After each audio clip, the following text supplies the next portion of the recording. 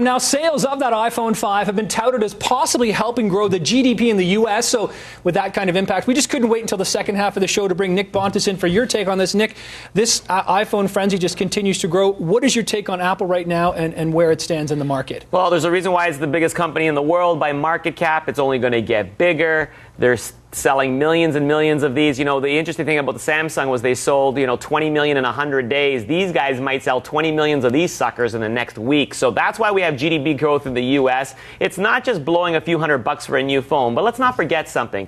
All these users of smartphones, whether you're an Apple user or Samsung or Blackberry, you're blowing about $100 every single month, month in and month out, just to have a phone bill and some data.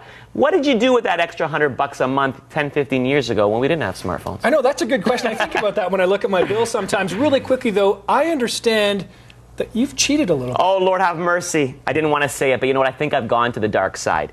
I actually am now using a Samsung Galaxy S3. So for those of you out there that are interested in the Android phones, I have compared the Apple iPhone with, of course, my trusted Blackberry and the new Samsung. And I have to say that the Galaxy S3, feature to feature to feature, is leaps and bounds ahead of the iPhone. Having said that, I'm really triple fisting it because I use the iPhone when I travel and I still use the Blackberry for business. But really what you got to do nowadays as a consumer is go into the store and try out all three of them and see which one is for you. You must have like a bat belt to have all three phones on you at all times. Let's talk quickly back to Apple, though, right now. Not always a great day for Apple today. Specifically, Switzerland's national rail company is now accusing the iPhone maker of stealing the iconic look of its station clocks. It's unbelievable. Yeah. It has black signals with a red second hand, which is the same design.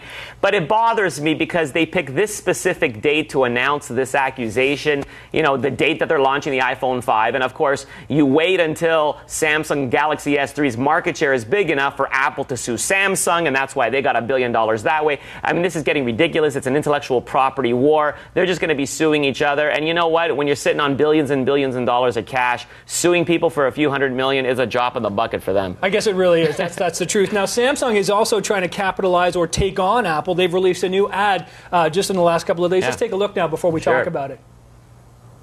All I'm saying is that they should have a priority line for people who've waited 5 times. I heard you have to have an adapter to use the dock on the new one. Yeah, but they make the coolest adapters. Welcome back. Guess that Galaxy S3 didn't work out. No, I love the GS3. It's extremely awesome. I'm just saving a spot in line for someone. That's not cool. Yeah, man. This year, we're finally getting everything that we didn't get last year. Yeah. The big screen. True 4G. Yep. What is that? Hey, what'd you just do? Oh, I just sent them a playlist. By touching phones? Yep. Simple as that. It's the Galaxy S3.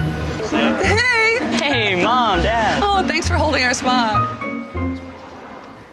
Wow, what a clever ad there. Yeah. It's almost like 2 commercials in one for the S3 as you just sort of hyped it up there. But is it a threat to the iPhone, do you think? It is. I mean, the Galaxy S3 is that cool. The technology is so far advanced. The customization is so far advanced. So, I'm really encouraging viewers to go out there and check it out and compare for yourself. And it's funny when you look at this commercial because they're making a joke now that the iPhone, is for your parents or the older generation already, as if things are moving so fast. Yeah, now let's really talk quickly about research in motion. There was a Blackberry outage for users in Europe once again, the Middle East and Africa earlier today.